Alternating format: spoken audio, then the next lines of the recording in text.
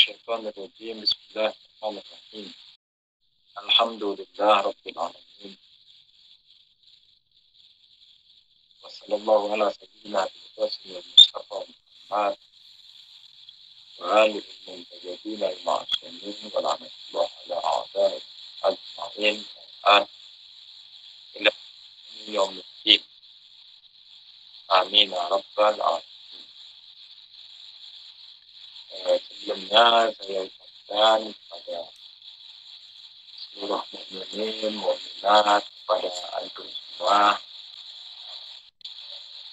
kepada para ulama, para rujuh, khususnya Imam Zaman Abdullah Al Syarif, kita tahniah,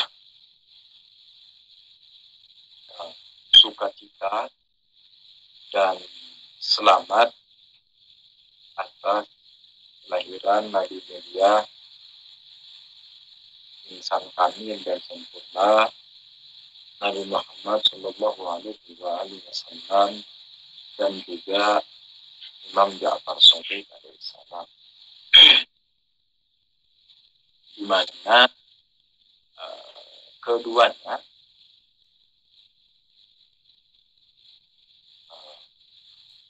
memiliki warna khusus. Jadi Nabi Muhammad Sallallahu Alaihi Wasallam dan juga Imam Shadiq alaihissalam memiliki warna khusus yang kita bisa bedakan dari para imam-imam. Warnanya di mana? Warnanya itu di tabligh. Di mana di zaman Rasulullah Sallallahu Alaihi Wasallam tablignya Islam dan juga penyebaran Islam dan juga potensi untuk menyampaikan khazanah keilmuan dan juga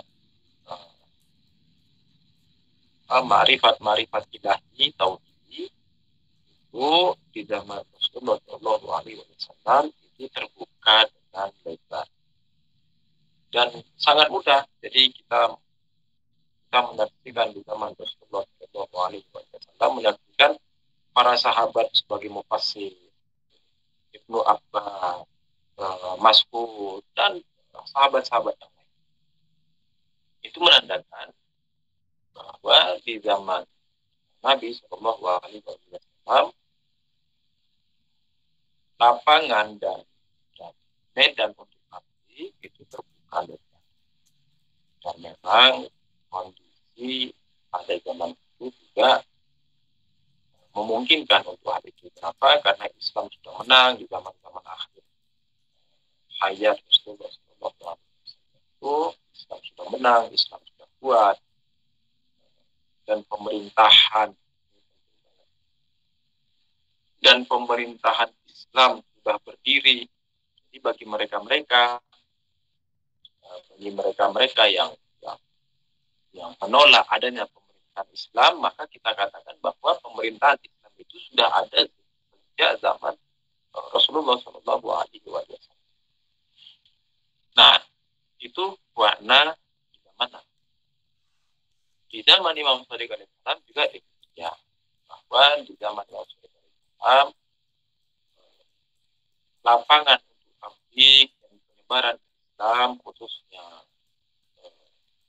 rahasia-rahasia ilmu ahlul bait alaihissalam itu terbuka lebar, sehingga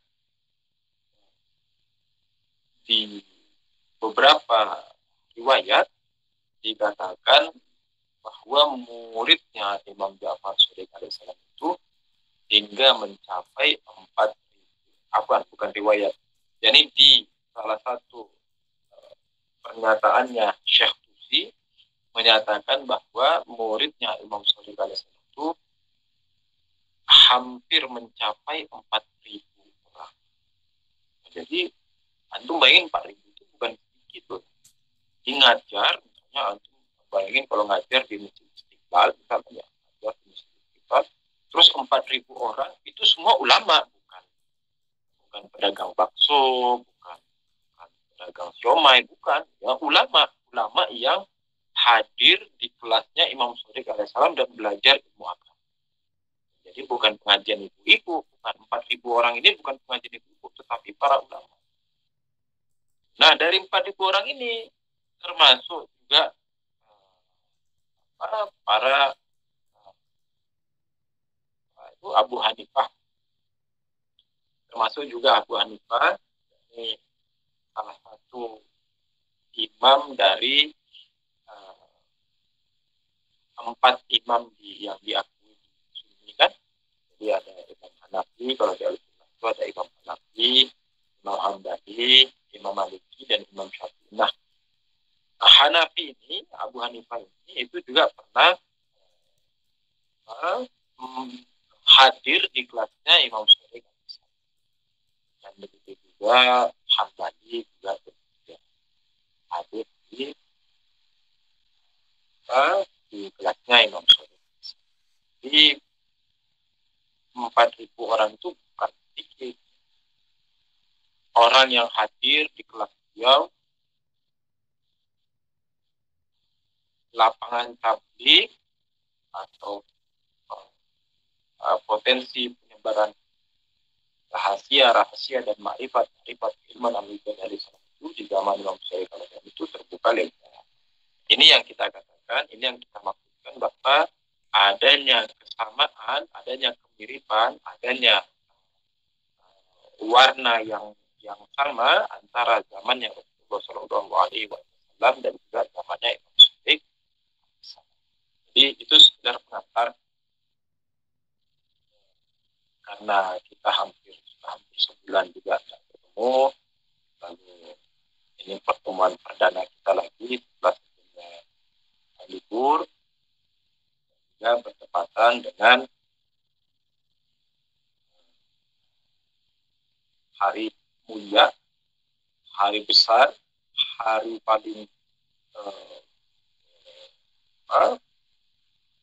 paling dikenang oleh seluruh alam, itu hari kelahiran Rasulullah Shallallahu Alaihi Wasallam, dan juga hari kelahiran Imam Syafi'i. Sholawat.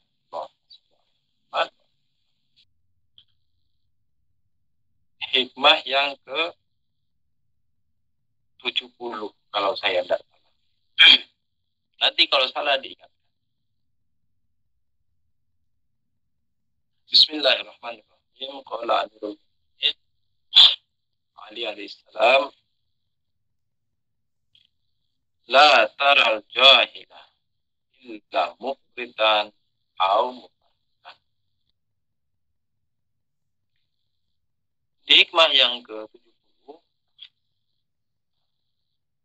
Imam Ali alaihissalam mengatakan, la taral jahila illa mufridan au mufarridan. Engkau tidak akan melihat orang jahil,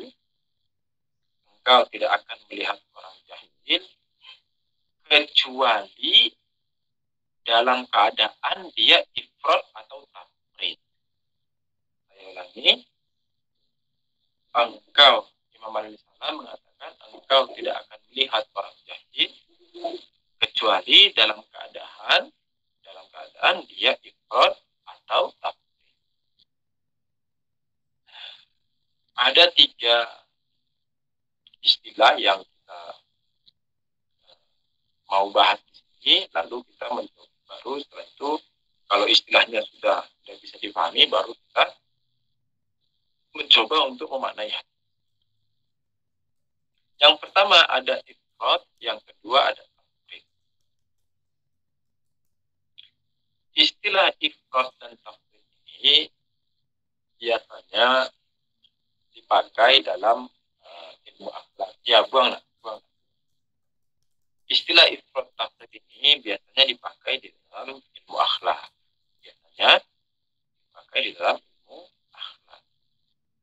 Terus apa dong itu ifrat dan tafrid? Ifrat dan tafrid ini 2 sifat, ini 2 kondisi di mana ifrod itu adalah kondisi ketika seseorang berbuat berlebih-lebihan. Ini istilahnya disebut dengan ifrod. Ini berlebih-lebihan itu disebut dengan ifrod. Tafrid itu apa? Tafrid itu yakni mengkurang-kurangkan. Mengkurang-kurangkan. Jadi ifrod tafrid artinya orang yang apakah dia terlalu berlebih-lebihan atau dia terlalu mengurang-kurangkan. Nah, ini istilahnya ifrad dan tafrid. Lalu yang di tengah-tengah itu apa? Nah, yang di tengah-tengah ini disebut dengan insaf. Biasanya disebut dengan insaf atau adil. Insaf atau adil, yakni orang yang dia tidak berlebihan atau tidak juga kekurang-kurangan. Contoh misalnya dia bisa lebih hemat pagi. Saya contoh begini.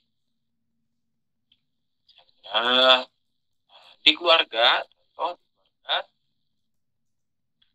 biasanya di keluarga itu kita cukup untuk sehari ya. Untuk sehari biasanya kita cukup memasak berapa?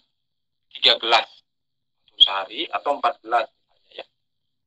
Hanya dalam sehari biasanya kita cukup untuk satu keluarga, kebutuhan satu keluarga itu dengan 4 gelas nasi. 4 gelas kecil ya, bukan gelas jauh. 4 gelas nasi itu dari pagi sampai malam. Itu biasanya cukup. Dan memang ukurannya tergantung keluarga. Ya, keluarga normal lah. Yani istri, anak, satu istri, atau satu istri, 3 anak, 4 anak, itu cukup ya. Nah, lalu jika seseorang masak sampai misalnya untuk sehari dia masak 10 gelas misalnya. Dia masak 10 gelas. Terus apalagi sayurnya, ikannya ada 4 jenis. Ada ikan bawal, ada ikan mujair, ada ikan nila, ada ikan mas. Nah, ini baru ikannya. Jadi nasinya 10 gelas, terus ikannya 4 jenis. Terus apa lagi? Sayurnya. Ada sayur kangkung, ada kangkung tumis, terus kangkung rebus, terus acar kangkung. Oh, itu baru kangkung. Terus apa lagi? Ada lagi misalnya daun ubi singkong rebus pakai sambal belacan. Wah, jarang tergiur kan kita yang walhasil jadi ada 4-5 jenis sayur. Terus apa lagi misalnya buah, ada 4-5 jenis buah. Padahal orangnya ya cuma itu saja. Ya ini orangnya cuma suami, istri, dan 3 orang anak itu tadi atau 4 orang anak. Jadi orang tidak bertambah, tidak ada tamu juga yang datang. Nah, ini disebut berlebih-lebihan. Akhirnya apa yang terjadi? Akhirnya yang dimasak banter-banter, orang makan itu sepiring itu sudah kenyang. Terus setelah itu jadi sepiring itu, satu piring itu sudah ada setengah piringnya nanti, terus seperempatnya diisi sayur dan seperempatnya diisi ikan, itu sudah kenyang. Terus habis itu nanti ada minum teh lagi, terus apa lagi misalnya ada buah, 1 buah, itu sudah cukup. Yani tidak harus sampai sedemikian banyaknya jenis makanan yang disediakan. Ini disebut berlebih. Dan begitupun kebalikannya. Kebalikannya gimana? Terlalu mengurang-urangi. Jadi nggak pas di ukuran. Akhirnya gimana? Yang mestinya dalam sehari kita masak misalnya 4 gelas, dia masak cuma 2 gelas. Sayurnya hanya 1 jenis, oke. Tapi kadar sayurnya itu sedikit banget, di mana misalnya setiap orang itu mungkin hanya mencicipin kuahnya toh. Hanya bisa mencicipi kuahnya doang. Terus ikan juga satu ekor ikan bukan satu ekor besar ya, satu ikan gembung, misalnya ikan gembung satu ekor dimasak untuk 4 orang. Nah, ini juga namanya terlalu mengurang-ngurangi. Dalam keadaan dia mampu, ya ini dalam keadaan dia bukan orang fakir, bukan dalam keadaan dia bukan orang yang sengsara, bukan dalam keadaan dia orang yang tidak punya, bukan. Tetapi terlalu kikir istilah kita tuh. Ini terlalu kikir, terlalu pelit, jadi terlalu mengurang-urang. Nah, ini dua sifat yang tidak baik. Jadi berlebih-lebihan juga tidak baik dan mengurang-urangi juga tidak. Ini dua istilah. Dan ini bisa diterapkan di semua tempat. Ini itu tadi yang kita contohin. Nah, urusan apa misalnya urusan makanan. Ada juga misalnya urusan ngajar misalnya gini ini kayak ngajar.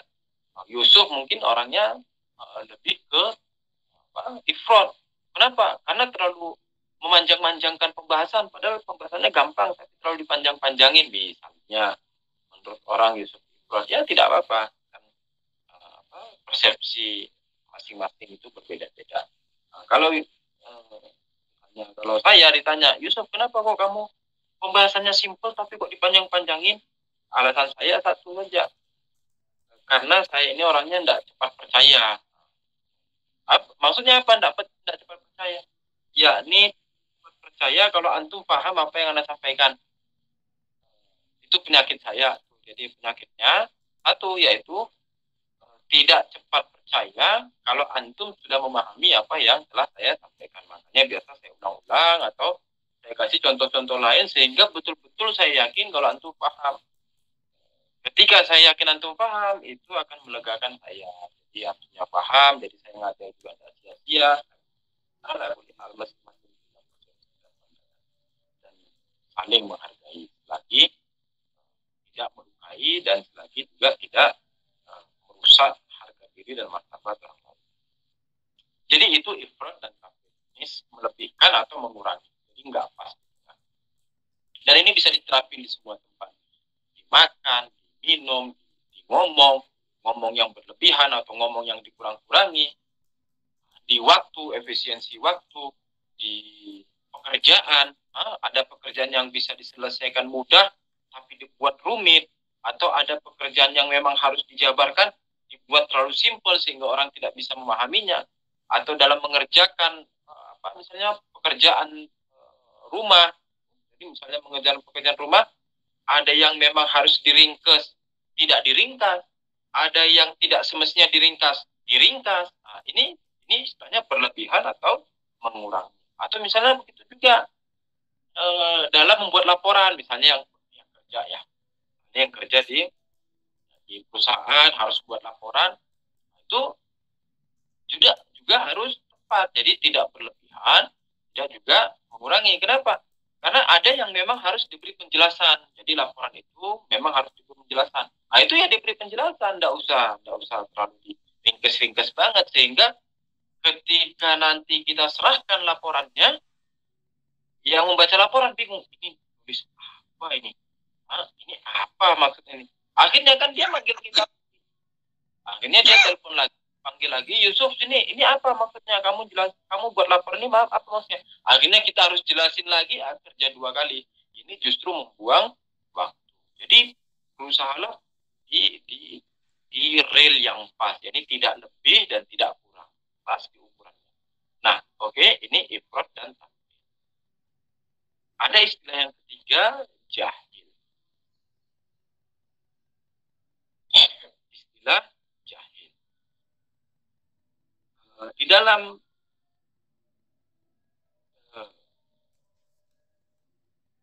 kitab Usul Kafi, kalau antum pernah mendengar kitab Usul Kafi, karangan Syekh Kulaini. Kitab pertamanya, jadi kitab Usul Kafi itu kan ada banyak kitab. Kitab pertamanya itu disebut Kitabul Aqli wal Jahli. Kitabul Aqli wal Jahli. Jadi kitab akal dan jahil. Akal dipertentangkan dengan kejahilan. Jadi untuk memahami kejahilan, kita menggunakan pahaman terhadap akal. Kalau kita bisa memahami makna akal dengan benar, maka kita bisa memahami jahil dengan tepat. Akal itu apa? Nah, akal cara kita coba membahas falsafah katanya. Ini bukan falsafah kata, kita mencoba menilik kelahiran kata itu. Apa akal itu? Akal biasanya orang Arab itu menggunakan tali untuk mengekang, menggunakan tali untuk mengikat, itu disebut dengan akal. Lihat tak yang orang-orang Arab biasanya pakai serban, terus di kepalanya itu ada ikatan. Arab Saudi itu, raja-raja Arab Saudi banyak yang pakai itu, di kepalanya ada ikatan gitu, yang semacam warna hitam itu, atau misalnya dulu Yasir Arafat, nah itu pakai itu, jadi pakai sorban terus di kepalanya ada ikatan. Pernah lihat enggak ini? Paham enggak yang Anda maksud ada ikatannya? Di Arab Saudi biasanya banyak itu raja-raja Arab Saudi, dia pakai sorban terus ada ikatan. Kenapa? Paham. Nah, itu orang Arab menyebutnya sebagai iqal. Orang Arab pakai ain. Orang Arab menyebutnya sebagai iqal. Ya, ini apa? Iqal yakni tali yang mengikat. Jadi tali yang mengikat kepala itu dengan iqal. Nah, akal juga disebut dengan akal. Akal itu kan dari ain, qaf, lam. Akal itu disebut juga dia dengan akal karena apa? Karena dia mengikat pengetahuan dan informasi-informasi juz'i. Anda ulangi. Akal itu disebut dengan akal karena dia mengikat dan mengekang pengetahuan serta informasi-informasi juz'i untuk mendapatkan pengetahuan kulli. Anda ulangi. Akal disebut akal. Kenapa akal disebut akal? Untuk mengekang dan mengikat pengetahuan yang partikular, yang terpecah-pecah itu, sehingga dari pengetahuan ini kita bisa mendapatkan pengetahuan baru yang lebih universal. Nah, ini disebut dengan akal. Contoh, kita melempar satu buah batu dalam air, tenggelam. Lempar lagi satu buah batu, tenggelam. Itu kan satu pengetahuan tuh. Lemparan kedua juga informasi kedua. Lemparan ketiga kita lempar lagi, informasi ketiga. Lemparan keempat kita lempar lagi, itu informasi keempat, dan begitu seterusnya hingga sampai kepada satu titik sehingga kita menyimpulkan apa? Kita menyimpulkan bahwa batu kalau dilempar ke dalam air maka dia akan tenggelam. Ini kerjanya akal. Ini kerja akal. Jadi akal itu menyimpulkan hukum-hukum kulli. Akal itu menyimpulkan hukum-hukum universal. Bedanya dia dengan yang lain di akalnya ini. Kenapa? Karena manusia mampu menyimpulkan hukum-hukum universal. Jadi kalau misalnya manusia satu kali kepijak panas, kepijak api, besok-besok tidak akan mau lagi datang ke api. Bukan karena punya pengalaman buruk, bukan. Tetapi karena dia menyimpulkan bahwa api itu panas dan panas itu hidup. Nah, itu kumpulan universal. Nah, ini akal. Lalu jahil itu apa dong kalau begitu? Berarti jahil itu di mana orang tidak mampu menyimpulkan hukum-hukum universal. Itu jahal. Informasi partikular itu punya, tetapi dia tidak mampu menyimpulkan. Istilahnya itu apa? Ini bahasa sederhananya apa? Istilah lainnya apa? Istilah lainnya jahal itu adalah orang yang nggak bisa paham. Orang nggak bisa paham, orang yang nggak bisa menyimpulkan, orang yang nggak bisa menarik kesimpulan, orang yang nggak bisa memahami hukum kulli, orang yang nggak bisa memahami hukum umum, orang yang nggak bisa mengambil kesimpulan dari 100 objek. Ini disebut jahal. Contoh, Yusuf melempar batu ke sungai, cemplung satu, paham, Yusuf paham. Ini masih universal, ini masih partikular nih, hukum juz'i, masih ilmu juz'i, masih ilmu partikular. Yusuf masih paham, iya. Lemparan kedua, cemplung, tenggelam lagi. Yusuf masih paham, iya. Lemparan ketiga, cemplung, tenggelam lagi. Yusuf paham, iya. Sampai 1.000.000 kali ngelempar batu ke sungai, Yusuf masih paham. Dan Yusuf tahu, iya, lemparan yang ke-1.000.000 saya lempar batu juga tetap cemplung. Tapi Yusuf tidak bisa menyimpulkan bahwa yang namanya batu, kalau dilempar ke sungai, akan tenggelam. Nah, ini 3 istilah. Jadi ada istilah jahil, yakni terus istilah ifrad dan istilah tafrid. Nah, Imam Ali alaihi salam mengatakan, la tarol jahil. Kau tidak akan melihat orang jahil illa mufridan au mufaridan, kecuali dia dalam keadaan berlebih-lebihan atau berkurang-kurangan. Maksudnya apa nih? Kita sekarang mau menelaah hadis. Terus maksudnya apa dong? Jadi ifrad tafrid kan tadi sudah tahu. Mufrid mufarrid kita sudah tahu. Yani dia berlebihan atau dia mengurang-ngurang. Jahil kita juga sudah tahu. Yani apa? Yani orang yang tidak bisa menyimpulkan hukum universal dari pengetahuan partikularnya. Nah, terus untuk memahami hadisnya gimana? Kita mengatakan ketika orang berakal,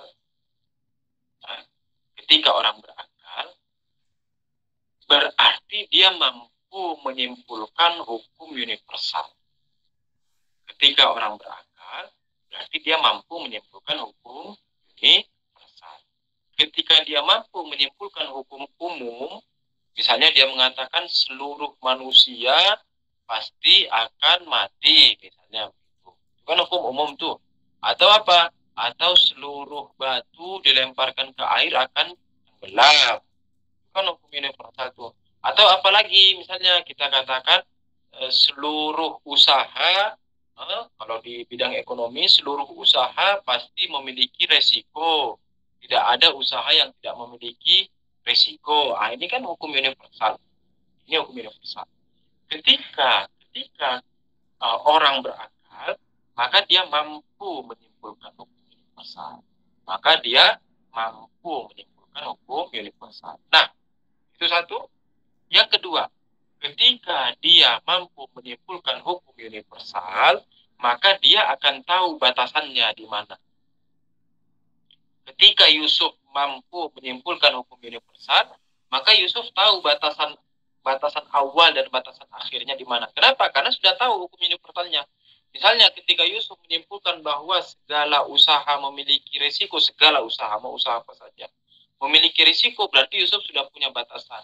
Yaitu apa? Yaitu ada usaha yang kalau dia diambang, misalnya diambang dari 5 sampai 10. Jadi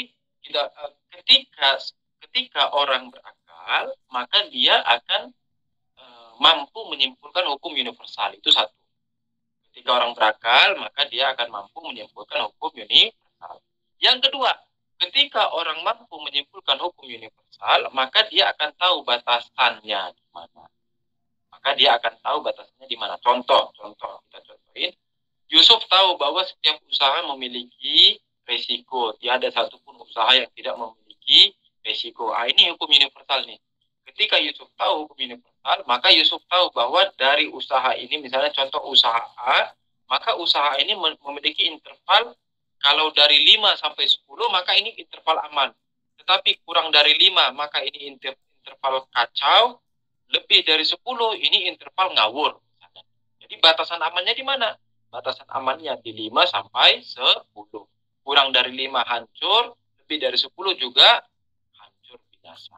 Nah, kenapa Yusuf bisa menentukan itu? Karena Yusuf sudah tahu perangkatnya, sudah tahu ilmu universalnya. Nah, yang kurang dari 5 ini disebut dengan tafrid, yang lebih dari 10 ini disebut dengan ifrad, dan yang di tengah-tengah ini itulah disebut dengan insaf atau adil, yakni pas di tengah, aman, jalan aman. Nah, dikatakan orang yang berakal kan dia akan memilih jalan aman ini nih, antara 5 sampai 10. Sedangkan orang jahil itu yang mana? Orang jahil itu dia akan memilih jalan yang kurang dari 5 atau kurang dari, atau yang lebih dari 10. Bukan dia memilih, bukan. Bukan dia sengaja memilih itu.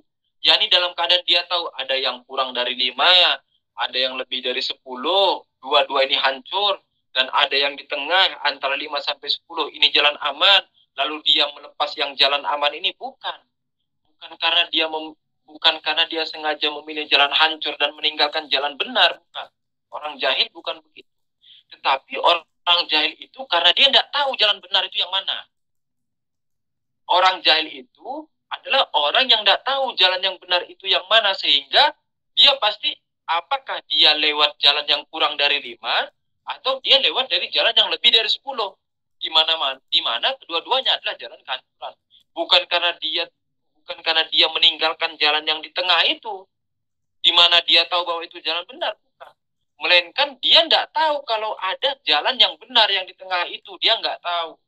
Kenapa dia nggak tahu? Karena dia jahil. Kenapa dia jahil? Karena dia nggak bisa menyimpulkan hukum universal tadi. Ana bawa contoh dulu ya. Jadi tadi malam orang naik motor, ada mau lihat teater akbar. Jadi ada teater besar, teater akbar, cerita tentang dari peristiwa terciptanya Nabi Adam alaihissalam hingga zamannya Imam Zaman Abdullah. Jadi suatu teater durasi 2,5 jam. Nah, pada saat di jalan ini Ana mau cerita tentang kejahilan. Pada saat di jalan, beberapa kali saya mendapati kemacetan.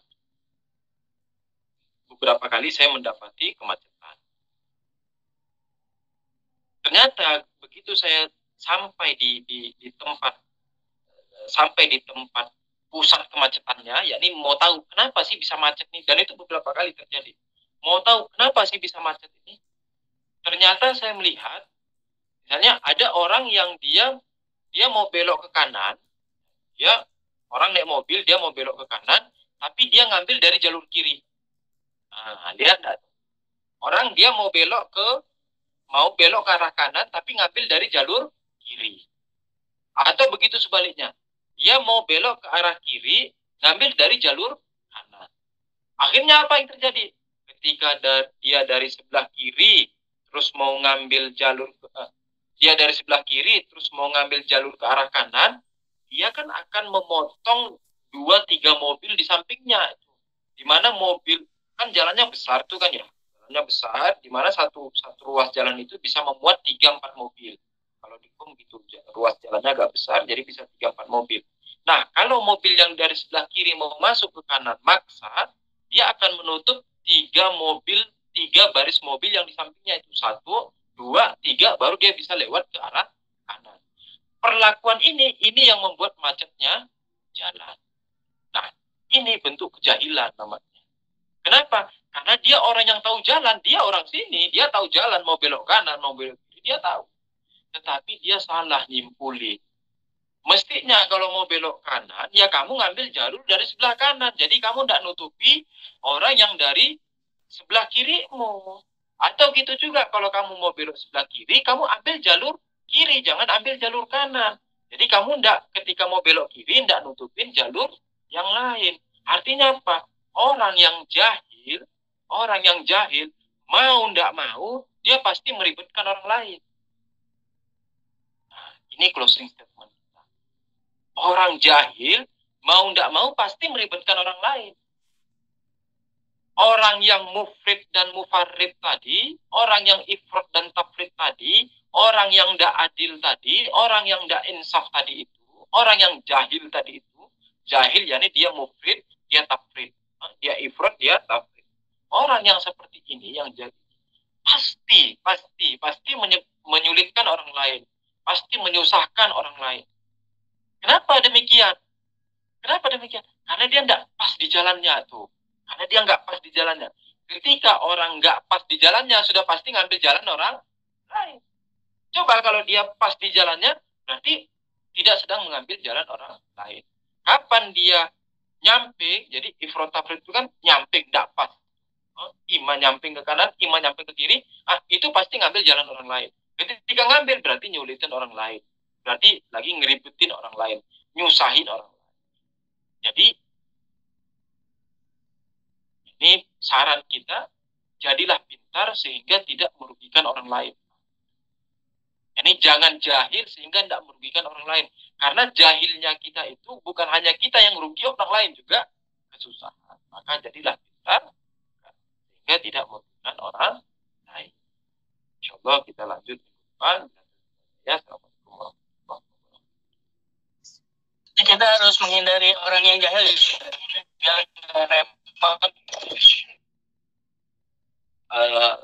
Bagi orang awam sebaiknya menghindari orang jahil. Karena menular. Kejahilan itu awalan menular. Penyakit menular. Kejahilan itu penyakit menular. Awalan menular. Yang kedua bisa menghancurkan kita. Kenapa? Karena kalau kita berteman, bagi orang awam ya, kalau kita berteman sama orang jahil, maka dia bisa saja memberi saran kepada kita, di mana saran itu justru memasukkan kita ke lubang, ke jurang kehancuran, ke lubang kematian, ke lubang kebinasaan, tanpa kita sadari. Kenapa? Karena saran si orang jahil tadi. Makanya yang namanya orang jahil itu bukan hanya dia yang masuk lubang, orang lain pun akan masuk lubang di bawah. Jadi bagi orang ini awam, maksud Anda ini awam, ya ini awam secara umum ya. Jadi bukan maksudnya. Jadi awam itu tergantung bidangnya. Contoh misalnya ada orang misalnya di bagian ekonomi, di bidang ekonomi. Di bidang ekonomi orang-orang awam jangan mendekati orang-orang yang jahil di bidang ekonomi. Kenapa? Karena nanti akan diseret, dibawa masuk ke lubang kehancuran, kebinasaan. Dibawa masuk misalnya ke ekonomi yang penuh dengan risiko yang bisa menghancurkan orang lain. Lalu apa yang harus dilakukan? Maka di bidang ekonomi, jauhilah orang yang jahil di bidang ekonomi dan rujuklah dan dekatilah orang yang berakal di bidang ekonomi. Ini misalnya di bidang ekonomi. Dan begitu juga misalnya di bidang ekonomi tadi sudah, kesehatan. Begitu juga di bidang kesehatan. Jangan dekati orang yang jahil di bidang kesehatan. Kenapa? Karena nanti dia akan membawa kamu pada kejerumusan, dia akan membawa kamu pada lubang kematian, dia akan memberi saran-saran kepada kamu yang justru menghancurkan badanmu. Lalu siapa yang harus didekati? Dekatilah orang yang memiliki akal dalam bidang kesehatan. Yaitu siapa? Yaitu dokter. Datangi dokter. Dokter, saya sakit ini. Oh iya, ini obatnya. Itu hukum akal. Begitu juga misalnya, apalagi misalnya di bidang agama. Itu juga di bidang agama. Jangan mencari jalan agama dari orang yang hanya baca baca selentingan-selentingan, tidak pernah duduk ngaji ke guru, hanya dengar selentingan-selentingan, hafal 1-2 hadis, jadi ustadz. Kan banyak begitu. Akhirnya apa? Akhirnya nanti disuruh ini, disuruh itu. Kan di Indonesia itu seabrek ajaran-ajaran yang ngalur ngidul itu kan gara-gara gitu. Buka padepokan, ternyata padepokannya apa? Yang dulu ada gempar dulu, padepokan di mana ternyata padepokan kumpul kebo ternyata. Terus ada lagi apa? Buat padepokan sihir menihir, ilmu mengilmu. Apa ini semua? Buat padepokan lagi, ternyata padepokannya apa? Padepokan pencucian uang, penggelapan uang. Apa semua ini? Buat pesantren, ternyata pesantrennya apa? 14 santrinya dihamilin. Ini kenapa? Karena orang mencari ilmu agama ke tempat yang jahil, bukan ke tempat yang berakal tadi, yang alim tadi, sehingga terjadilah yang begini. Maka harus insaf, kitanya harus insaf. Si orang awamnya itu, jadi seorang awamnya itu jangan jahil juga. Si orang awamnya itu dalam memilih juga jangan jahil. Kenapa? Karena kalau si orang awamnya juga dalam memilih jahil, ya dia pasti akan keseret juga. Maka si orang awam dalam memilih hidup juga dia harus berakal. Contoh, oh saya mau misalnya belajar matematika. Oh, saya ngapain belajar kesimpulan? Orang simpulan aja matematikanya tidak beres. Orang dia aja salah-salah mulu belajar matematika. Ngapain saya harus belajar ke dia? Saya belajar ke ahli matematika yang memang ahli. Tuh. Terus apalagi, oh saya mau belajar komputer. Ngapain saya belajar ke dia? Orang dia itu misalnya tukang bakso. Dia bisanya bakso. Dia tidak bisa komputer. Lah bodohnya saya datang ke dia belajar komputer. Akhirnya nanti si tukang baksonya bilang, oh jangan dekati komputer. Kenapa? Karena di komputer itu ada virusnya. Kalau kamu sering-sering main komputer, mata kamu sering-sering lihat layar komputer, nanti virusnya komputer dari layarnya masuk ke matamu bisa rusak. Terus kita karena dengar dari tukang bakso, percaya aja, akhirnya ninggalin komputer. Itu karena apa? Karena kita dekat ke orang yang jahil di bidangnya. Bukan tukang baksonya jahil, bukan. Tetapi jahil di bidang komputer. Jadi antum mesti cari orang yang mahir di bidang komputer. Begitu juga di bidang kesehatan, begitu juga di bidang misalnya apa istilahnya perkaratean, kalau mau ikut karate dan sebagainya, di bidang agama, di bidang ekonomi, di bidang kesehatan, di bidang teknologi, semua merujuk pada ahlinya. Singkat katanya, merujuk pada ahlinya. Fas'al ahlaz. Tanyalah pada ahlinya. Dekatlah pada ahlinya. Jadi jangan deketin orang jahil. Bagi orang awam, jangan mendekati orang jahil. Berbeda bagi orang yang sudah mahir. Nah, orang yang sudah mahir itu bisa mendekati orang jahil. Dengan apa? Dengan alasan untuk memperbaiki kejahilannya. Insya Allah kita ketemu minggu depan ya. Semuanya sehat selalu, antum semua dalam lindungan Allah Ta'ala, dalam wilayah Amirul Mukminin Imam Ali alaihissalam, dimudahkan rezekinya, dimudahkan segala urusan-urusannya. Jika memiliki hutang-hutang, dimudahkan dalam membayar hutang-hutangnya. Jika memiliki kesulitan, dipermudahkan dan dilancarkan dalam segala urusan-urusan yang menghidupi. Dan bagi yang sakit, semoga Allah mempercepat kesembuhannya. Bagi orang yang memiliki hajat, semoga Allah menyampaikan pada hajatnya. Dan juga kita hadiahkan untuk saudara-saudara kita, mukminin mukminat di mana saja berada yang telah mendahului kita, abang, adik kita, paman, kita, ayah, ibu kita, kakek, nenek kita. Semoga Allah memaafkan mereka semua dari ketergelinciran mereka dan menghiasi kubur mereka dari mereka dengan cahaya-cahaya yang syukur. Dan juga kita hadiahkan untuk para guru-guru asal kita, khususnya Marahullah Pur, Ustaz Hasan Abdul Rahman, Allah Ta'ala, dan juga untuk marhum Ustaz Husin Habsyi, marhum Kang Jalal, marhum Ustaz Toha Musabah, marhum Ustaz Muhammad Ridho Segaf, marhum Ustaz Ahmad Mufti, semoga Allah merahmati mereka semua, marhum Ustaz Ahmad bin Abu Bakar, merahmati dan meninggikan derajat mereka semua. Dan juga untuk para ulama kita, maroji kita, khususnya Imam Khomeini, Budi Sasir